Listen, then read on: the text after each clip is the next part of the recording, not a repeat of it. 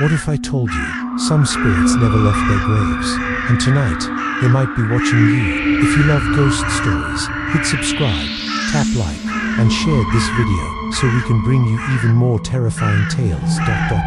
Subscribe, like, share to keep the ghosts coming. Pripyat, a city without a heartbeat yet somehow still breathing. Its concrete towers rise like the ribs of a giant carcass, skeletal silhouettes pressed against the pale sky of northern Ukraine. What was once a proud emblem of Soviet modernity is now a wasteland frozen in the late hours of April 1986, when an invisible fire tore through Reactor 4 and unstitched the threads of ordinary life. But when one speaks of Pripyat today, one rarely means the living city that existed before.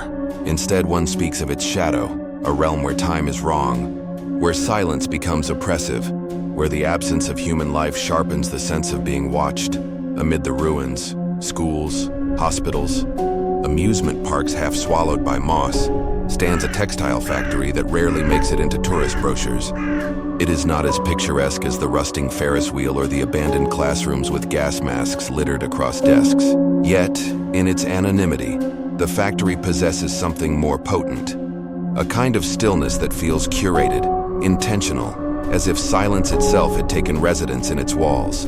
This is the place where, in the early 1990s, a group of Japanese journalists claimed to have heard children laughing, a sound as alien and misplaced as birdsong in a tomb. The textile plant had once been the pride of Pripyat's industrial wing. Mothers would rise before dawn, dress in uniforms of pale cotton, and march through its iron doors to operate the looms and spindles. Day after day, threads were drawn, woven and pressed into bolts of fabric that clothed not just the workers' families, but also comrades across the Soviet republics.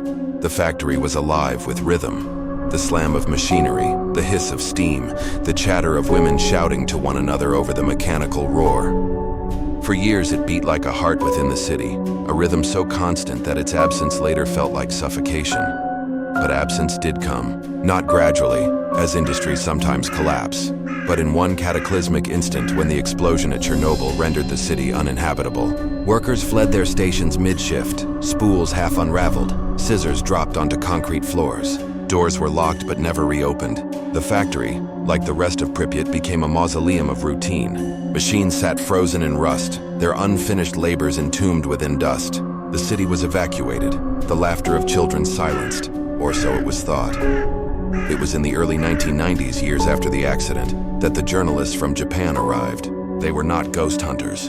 Their intention was documentary, to capture the silence of a dead city for audiences half a world away. Armed with Geiger counters, cameras, and tape recorders, they moved carefully through the zones, accompanied by a local guide who knew which streets were stable enough to walk, which walls threatened collapse. Pripyat was already becoming a legend, an invisible graveyard humming with radiation, a forbidden city no one could ever truly reclaim. But nothing in their preparation readied them for the textile factory. Their cameras captured images of broken looms, overturned stools, bolts of fabric eaten away by mold. In corridors where workers once hurried, there was only the scuttle of rodents and the sigh of wind pushing through shattered panes. Dust lay heavy as snowfall, and every step stirred it into reluctant ghosts of motion. Yet in one stairwell, as they paused to change batteries, something unmistakable reached them, the laughter of children. High-pitched, melodic, joyous. It did not echo from far away. It was close, intimate, as if the children were waiting just around the corner. The men froze. One laughed nervously, asking in Japanese whether it could be a prank. But the guide turned pale and said nothing. The sound continued, rising and falling, overlapping with itself as though several children giggled together. Then abruptly, silence. The stairwell seemed to collapse back into dead air, and the dust hung motionless as if even particles were listening. Later, when they played back their recordings, nothing remained. The laughter had not imprinted itself onto tape. It lived only in their memory, shared by all who had been present, unprovable and yet undeniable. The story spread quietly, whispered in circles of urban explorers and supernatural enthusiasts. Pripyat already had its myths, the Ferris wheel, the abandoned nursery, the red forest.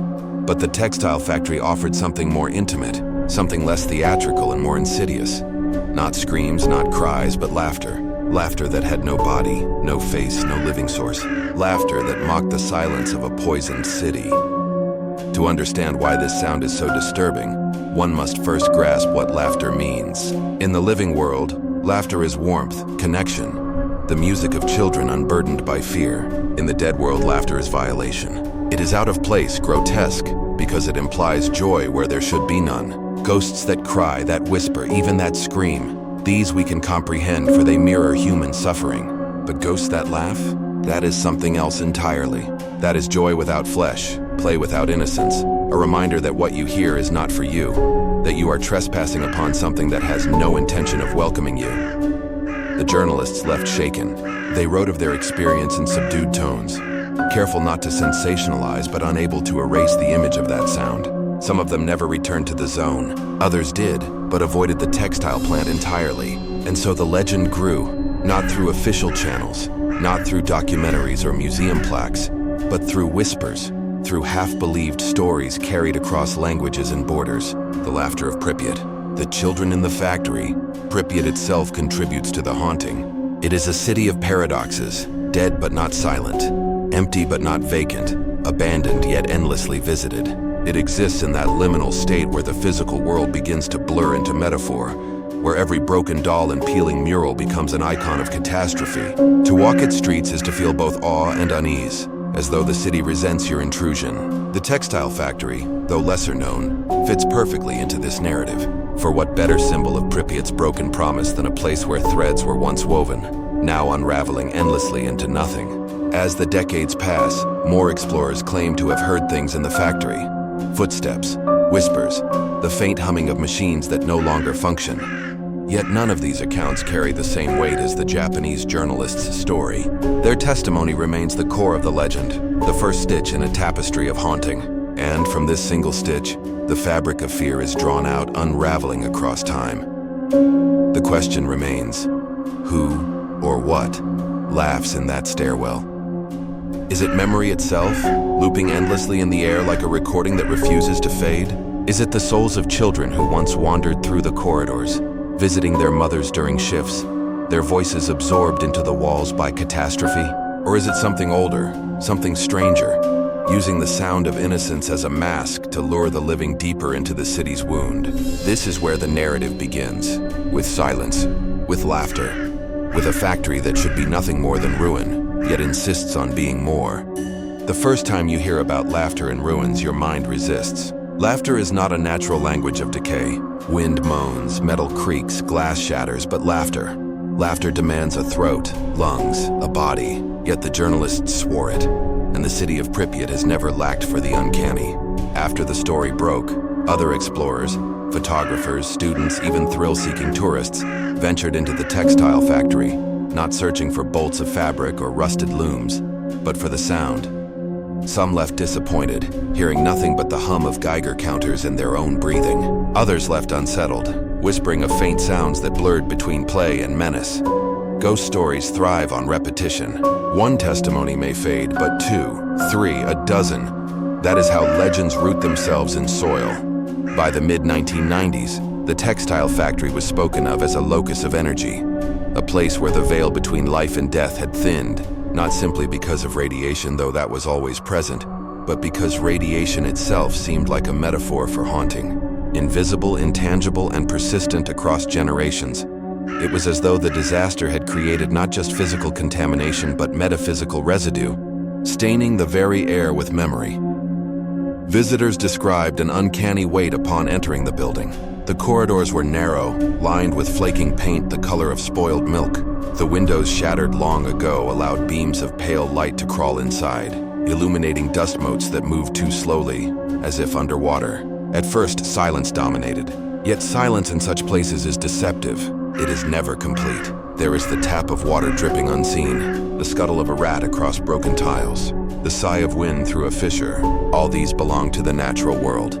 But then comes the deviation, a sound out of place, a giggle, faint, like the first note of a song. One group of explorers, years after the Japanese journalists, recorded their impressions in a private journal. They described entering the factory at dusk, when the city's light softened into indigo, and the skeletal frames of buildings seemed to merge with the horizon. Inside, the air was damp, almost swampy, carrying the odor of mold and rust.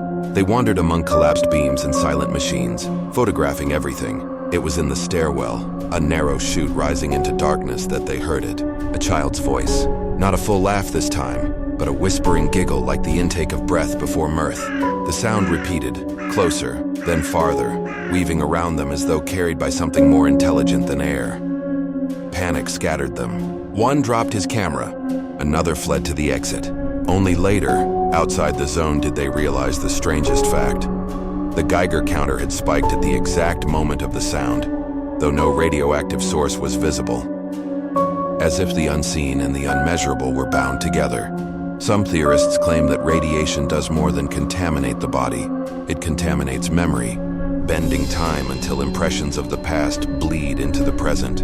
If so, then laughter in the factory may be nothing more than echoes of children who once played outside, distorted by invisible currents. But others, more supernaturally inclined, believe something else entirely.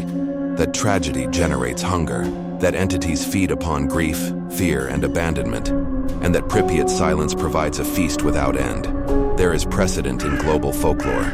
In Japanese Yurei traditions, spirits of children who die prematurely often linger near schools, playgrounds, or factories where mothers once worked. In Slavic mythology, the Navki, restless souls of children unbaptized or cut down too soon, are said to sing, laugh, or call travelers into forests, leading them astray. Combine these traditions with the unique wound of Chernobyl, and the laughter in the textile factory becomes less anomaly and more inevitability.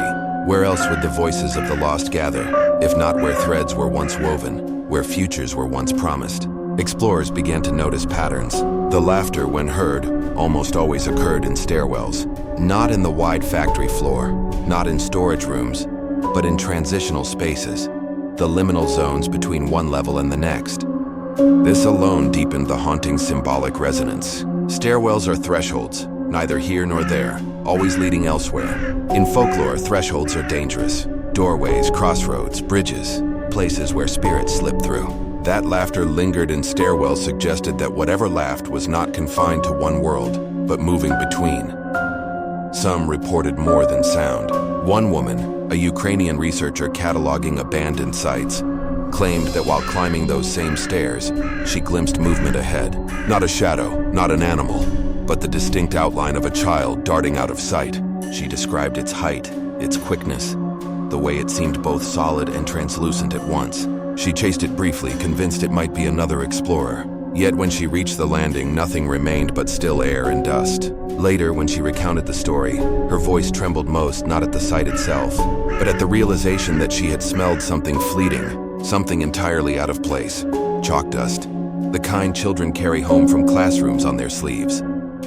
Her account mirrored another explorer's description, the smell of crayons in the stairwell.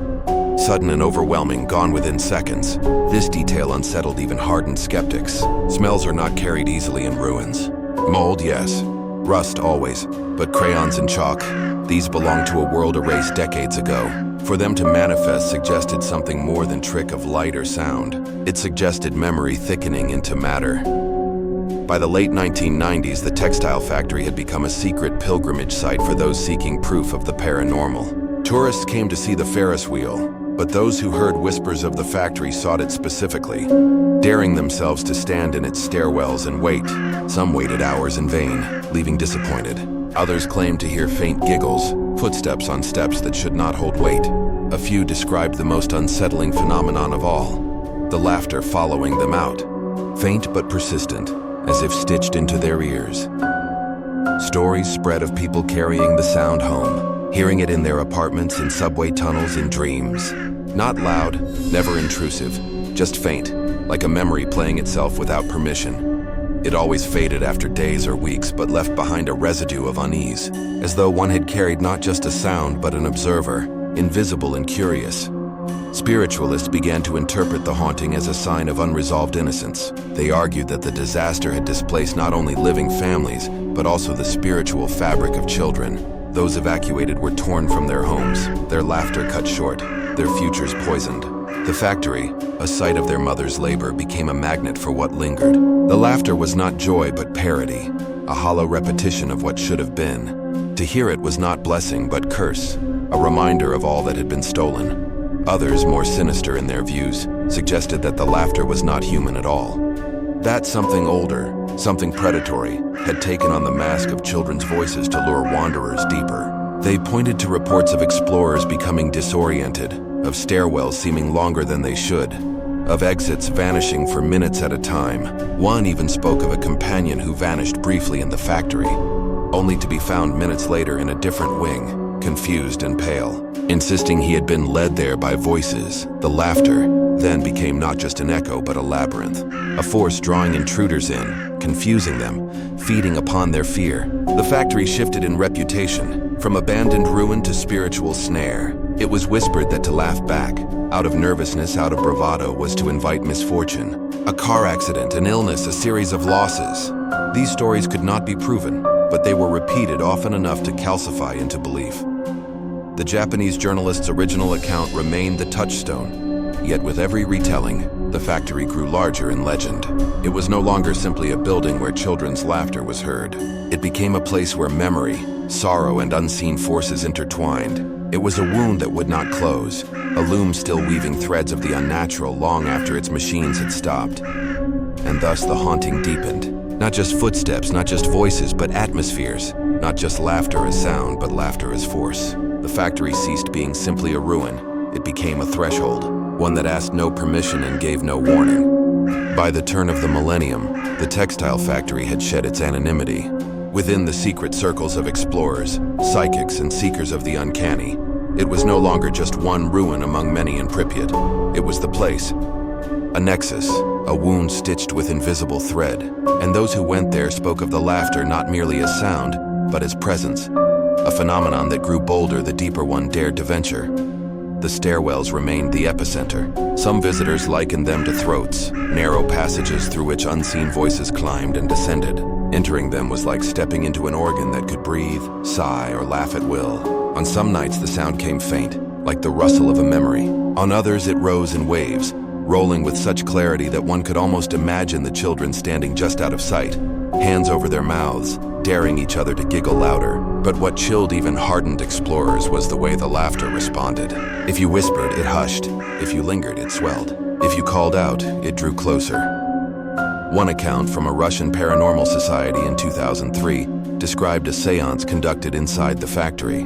The group, 6 in number, brought candles, recorders, and a medium, a woman with years of experience channeling voices from forgotten places. They set themselves in the stairwell, forming a circle amid the dust. The candles burned faintly, their flames bending as if in drafts, though the air was still. The medium closed her eyes, muttering prayers first in Russian, then in an older tongue none could recognize. At first nothing, then faintly the sound began, a giggle, then another, soon a chorus of laughter, layered and overlapping. The medium convulsed, her shoulders shaking though her lips remained tightly closed. The laughter grew louder, now spilling not from the walls but from her own throat. The others recoiled, realizing it was not she who laughed but something through her, using her body as instrument. The sound was not natural. It had too many tones, too many overlapping rhythms, as if a dozen children occupied one voice. The recorders captured everything, every giggle, every shriek of mirth. But when they replayed the tapes outside the zone, silence filled the reels. Nothing remained. Only their memories bore the sound, and the certainty that something had answered their call.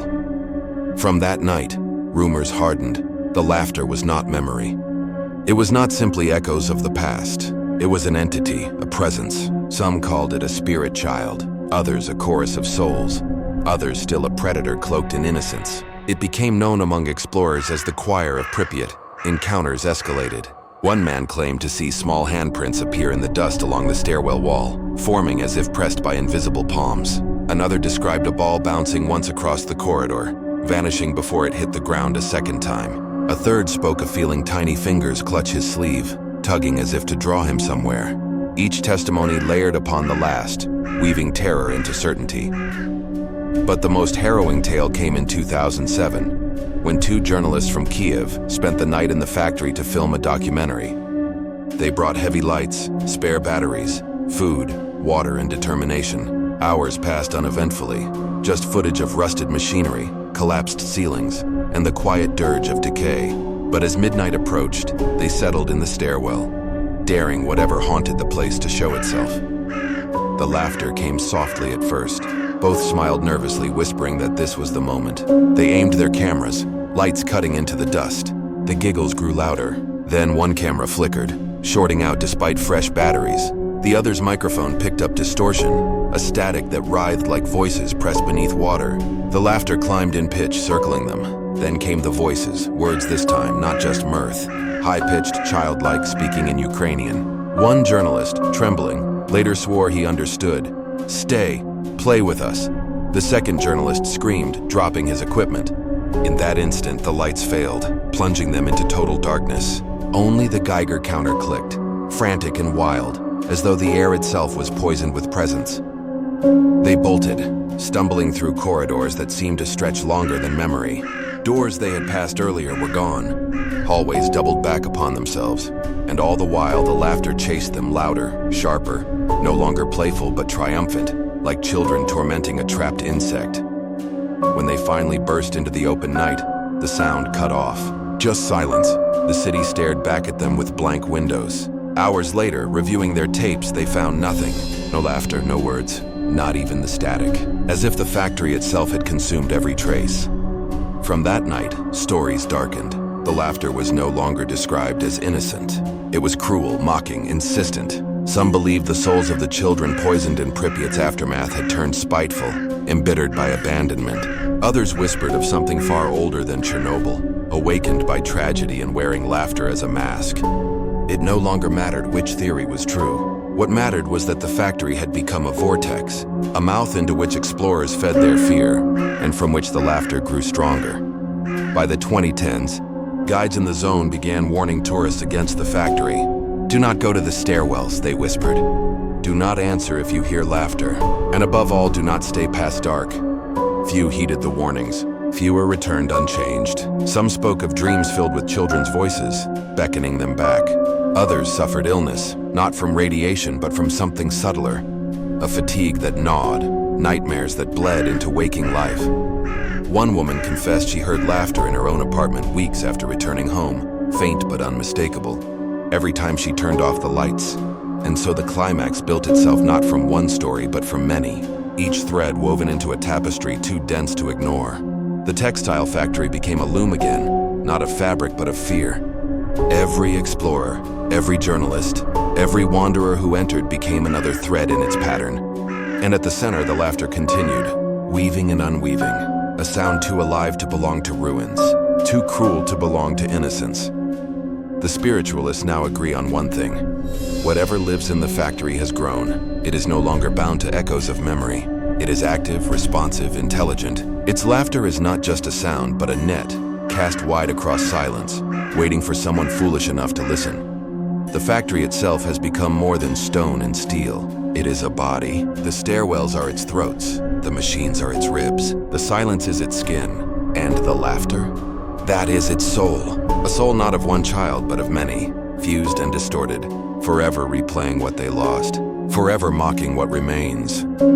When the wind rises in Pripyat and dust swirls through broken windows, it is easy to mistake sound, easy to rationalize, but those who have stood in that stairwell, who have felt the press of invisible fingers, who have heard the giggles circling like vultures, they know. The laughter is not wind. The laughter is not memory. The laughter is waiting. The story of the abandoned textile factory in Pripyat did not die with the exodus of the last journalist who fled in a panic, nor did it end when the windows shattered further under the corrosion of decades of storms. It persisted, whispered among researchers, ghost hunters, and travelers who felt that human curiosity was stronger than fear, though rarely stronger than despair. Every retelling added another layer, as if the factory itself demanded constant remembrance, ensuring that silence would never truly reign over its ruins. What followed was not a conclusion, but a scattering of lives, of stories, of half-recorded tapes and trembling testimonies. The ghosts of children laughing were not imprisoned within the factory walls. They bled into memory, into dreams, into waking hours when listeners swore they could hear faint giggles behind them, though no one stood nearby. The journalists from Japan who first confessed their experience spoke rarely of it after their return, yet even in their silence they carried the mark of the place. One, a cameraman, developed an obsession with sound. He refused to enter rooms that hummed with the faint echo of playfulness, cafes with children, parks where laughter was bright. His recordings, when played back, were filled with static.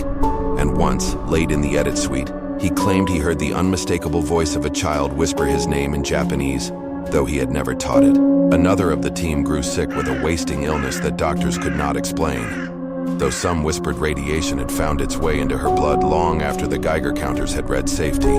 Yet she insisted up until her final hours that it was not radiation at all.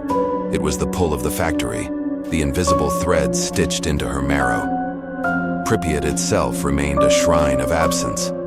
The Ferris wheel, forever still, held no laughter but rust. Yet to those who dared to walk beneath it, the sound of distant children often brushed the ear like a cold wind. The factory, though, was the heart of that resonance. Those who went inside, whether journalists, thrill-seekers, or occult explorers, rarely returned unchanged. Some came back babbling nonsense as if language had unraveled. Some came back hollow, their eyes wide and faces slack, unable to describe what they had seen but unwilling to be left in darkness. There were stories that the children who laughed were not children at all. They were echoes, yes, but echoes of what? Some said they were the final sonic impressions of lives extinguished in panic, released like invisible photographs into the air when the city was evacuated. Others argued they were tricksters, entities born of radiation, shaped not by flesh but by the collapse of matter and memory, eager to torment.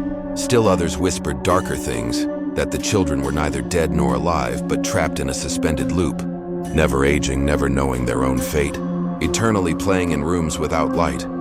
No single theory sufficed, for the experiences differed too greatly. Some heard only laughter, pure and playful. Others heard laughter turn to screams. A few, rare and unfortunate, claimed to see them. Fleeting shadows darting in corners, small hands pressing against walls where dust should have erased all prints long ago. A journalist from Kiev once wrote that he saw a child standing at the end of a corridor, pale and motionless, staring with eyes so black they swallowed the beam of his flashlight. He fled before it moved, but he swore he could still hear the sound of skipping rope behind him for miles. The climax of every story was not the seeing, but the knowing, the moment when visitors realized the factory did not merely echo the past, it spoke to the present. It followed. Those who left with the laughter clinging to them described it as a contagion. They heard it at home, faint at first, always at night. They heard it in hallways when they were alone, in kitchens when the refrigerator hummed, in stairwells between floors. Sometimes it was playful, sometimes cruel. One woman described waking to the sound of children giggling beneath her bed, the mattress trembling as though unseen hands slapped at its springs. The more one listened, the closer it came, until eventually, it was no longer distant at all. It was in the room, and yet no one could ever record it. Microphones captured only silence or static, or the heavy breathing of the recorder. To play back the tapes was to relive nothing but dread.